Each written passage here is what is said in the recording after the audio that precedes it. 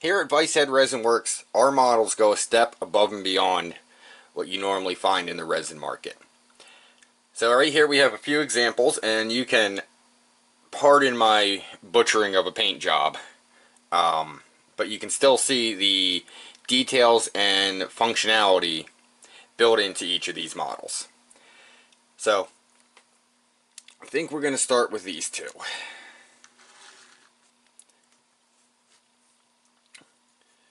Most of our models have multiple cabs and multiple body options for anyone who is looking to have a little variety on their layout. Here's the Vicehead Resinworks 32 Fords.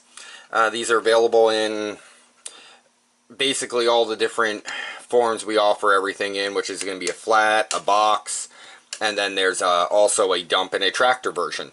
The 32 also has a pickup truck version with appropriately scaled wheels and a pickup body. So pretty neat little details there. You can see the headlights and the grill are all done well. You could paint those fairly easily. We have a couple different wheel options here. So this one has a more modern 10 lug front wheel along with the old school open rear wheels. This one has a option in each of the kits now. We have the old wheels. These are steel wheels with solid rubber tires actually. So early 1900s, some of the first of these trucks had this wheel style on it. So you could make whatever error you want with these trucks fairly easily. We have a ice loading conveyor here on this one. This is an add-on kit that you could purchase separately and make a very realistic detail for your model railroad. So the ice blocks had to get into the rail cars somehow. Reefer cars didn't fill themselves with ice before the refrigeration days, so if you are modeling anything before the 50s or so, you could easily fit this into your layout, and you could have a crew sitting there loading ice blocks. You could even have a box truck sitting back here behind it, and there you go. You have a nice little scene and bring some realism to your layout. Well, now we're going to cover some details on our 48 to, I think it was 52 Ford trucks. So just as a 32, we have a pickup truck option for this. The bodies were almost the same. The heavy truck's fenders were a little wider, was the only real difference you'd notice on them. So we do have a pickup truck option. These, though, are the heavy trucks. Pardon, again, my butchery of model building here. And you will see that this one is all kinds of wonky. I built it a long time ago, and it has been moved to 1,000 different places, painted horribly, and I think it was smashed once or twice. As you can see, it's actually missing one of the mirrors. So, unfortunately, they are little details, and as we all know, things happen. Good news though is our kits do usually include a few extra mirrors for you, because when I build them I will at least lose one if not two.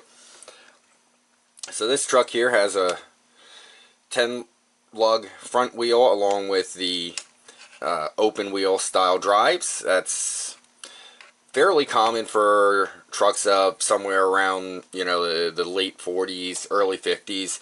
They started running the 10 lug on the drive. So that's kind of what I model on most of them, just because it adds a little visual detail. We will be going into more wheels here at a later point, but we'll cover this here truck for now. This is the tractor version. This is the dump truck in the back. We also have a flatbed and a box truck that use the same bodies as on the 32s. The trailer does not come with the tractor. It is a separate item, but I have it here to show you that it actually fits into the fifth wheel here. There is a little hole. So you're not worried about positioning and gluing it down right. You can put this together as you just saw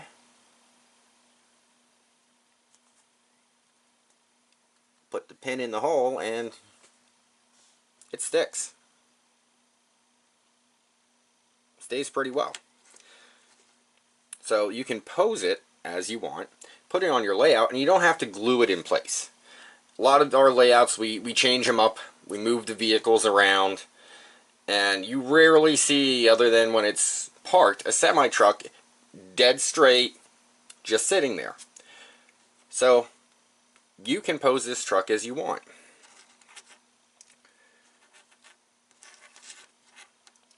We also have running boards, again, pardon my butchery for building, but we have running boards, small fuel tank on the passenger side, large on the driver's side, and mirrors on this truck. The front's also fairly detailed and pretty easy to paint. I mean, I made it look half decent, so if I made it look half decent, you could probably do way better. The next one we're looking at here in this series is our dump truck. Now this dump truck is really neat. I'm really happy with this model. And this is the same dump body for all of our chassis.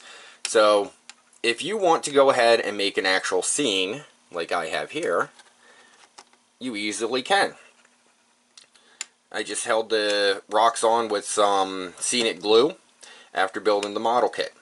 So you can see the tailgate down here is actually posed open. That will hinge right here at a pivot point.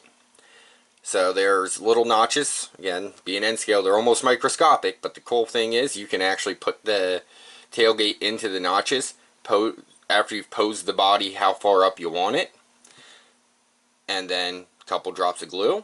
Now your tailgate is hanging as it would in real life. You don't have to worry about any hard work there. It's just naturally happens because it pivots. Now the body also pivots down here. There's 2 holes in the frame and 2 pegs on the body. I recommend cutting, if you're mounting the body down, I would just go ahead and cut the pegs off the body. If you're mounting the body up or in some partial up position, you can go ahead and cut a notch into the holes in the frame, however you see fit for your assembly. And I leave that option open to you because some people might want to have it set up as a static display. Some people may want to go ahead and make it a little more movable. So they could maybe adjust the cylinder on it once in a while. You know, make it look like it's dropping its load off, or a few months later change up the layout and you want to take this support out and just pivot this down. That's something you could set up and do. This support here is your lift cylinder. It is designed, well, it's printed fully open, and it is designed in a way that you could easily trim it off at each joint as you go down to give different heights. Long story short, if you haven't seen one operate in person, this point down is all one piece, and then these two just extend out. So this one's going to extend out first, this one's going to extend out second. Real easy. Just chop it off the small end however much you want to get the body positioned exactly where you need it. Again, we have the mirrors. There are axles under here and a drive shaft to give you a little more visual realism there. We have our mirrors and our front end. This was done up in a construction company look. So base model, just paint it all yellow and go do some work. Again, my paint job is horrendous. Further into the world of construction, I have this model here, which is a Alice Chalmers AC45 grader. It's fairly detailed. It has, if you can see it there, little tiny engine. You can see the exhaust and whatnot on it. It's fully posable, so most of your graders out there are just built and you put them on flat ground and they work. But if you take a look here, this one has a pivot point here on the axles. It also has a pivot point here for the front axle. You have your blade, which has a pivot up here and 2 cylinders here. Now I completely destroyed those. I actually got them off the supports and everything fine, and then I went to paint them and I dropped them and I destroyed them. So you have to pardon my model building skills again. But there are actually holes in these cylinders that the shiny part of the cylinder will pin into. So with that being said, you can pose it up and down as you want, trim the shiny part of the cylinder down to get the blade partially up, fully down. And if you go ahead and build this in place, you could easily have it on any terrain on your layout. So this one was built in place. It was not super uneven, but it was a slight ditch, and you can see how this wheel is slightly up because I built it in place for a specific location. And unfortunately now I'm not using it on that specific location. It has another location and it still works, you know, it's still close enough. But you can pose the blade straight, angled, whole way back, whole way forward. There's actually a small, tiny little gear mechanism in there, just big enough that you could set this in where you want it, and it'll lock it in place for you when you glue it. So it's a real easy assemble kit. All my kits are designed to be as easy as possible to assemble, and mostly that's because I'm not good at building them. So if you want to add a little more details, you can always put a couple small details in here, maybe a pedal and a steering wheel. This one would have a steering wheel. I would recommend a brake wheel, a brass brake wheel off of one of your train cars. Here's a neat little model that was kind of suggested to me here. So it is modeled specifically after a bread van / milk truck vehicle that was used in the western half of the United States. There are similar versions that were actually used in the eastern United States. Little differences with the windows up front and whatnot, but generally speaking, the same general shape, the same general concept, same general size. So you could really use this all over the nation. They started becoming common in the early 30s, and in some places were used into the late 70s. They delivered bread, milk, and other commodities right to your door. You know, they had some cool build-outs in the back for your whole, you know, specific storage for what you're delivering. The bread ones usually carry pies, and back in about here, there was a pie and muffin rack in some of them. They have a bumper, grill, kind of weird front window design, and the doors are posable. So the doors, they're pretty flat, but you can just glue them right into place. Also, the wheels are separate on this one too. And the rear compartment can glue up or to the side, whatever you prefer for your particular prototype. I just realized I forgot to paint a headlight. No, I did paint the headlight. Again, my butchery of a paint job. But the rear door could pose like that, or down, or to the side, however you want. Just glue it in place. It's really easy to line up. Up there, it's really easy to line up because there's the roof lip.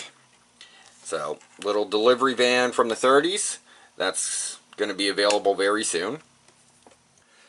This is our 55 Kenworth. This particular model is something I was building for 3D work, and I fell in love with it, honestly. I did. It's a very unique truck, and I decided I want to make it in N scale. This is roughly assembled. I just threw it together quick. This is one of the test prints. It's, you know, just coming along, and this is the first version. So as you can see, it's got a sleeper and a swamp cooler, so a nice little air conditioning unit there. This tractor has the fifth wheel, and this has some much more detailed fuel tanks. This is a round tank era vehicle, round tank style vehicle. So that being said, we went with the proper fuel tanks. We also have a nice little air cleaner, battery box. You have your turn signals, your headlights. Your bumper is a separate piece on this. As you can see, I glued it on down there. So we got our turn signals, our headlights, all the little details you'd like there. You even have door handles on the side of the door, if you can see that. Not sure how well this camera's going to pick that up. So, and then you have a sleeper and a non-sleeper version at this point. I'm going to probably offer a version without the swamp cooler too at one point somehow. I'm not sure how I'm going to do that yet, but that's in the works. Top of that, you can see now we have our fuel tanks with our proper fuel tank holders. These just glue right onto the frame rail. Unfortunately, they are not key weight or anything. It's kind of just, you gotta line them up and do half decent at it. And that's because there is some flexibility to building this. If you want, you can put them closer to the wheels or put them closer to the running boards. So it's your choice as the builder where you want to put it. Now there is another version of this coming that's going to have at least a fully detailed interior with operable doors. And I'll throw a little hint out there, a little spoiler. I'm currently figuring out the options for making the hood open. And I am figuring out options to make a more realistic, more detailed frame setup. So if those work out well, we are going to have one of the most detailed N-scale trucks out there. But for now, this is our 55 Kenworth, which again will be available in a sleeper cab and a standard cab, day cab version tractor, along with the day cab version of the dump truck, the box truck, and the flatbed. So, hope you enjoy this and hope we can show off these models a little better and show you how roughly they go together.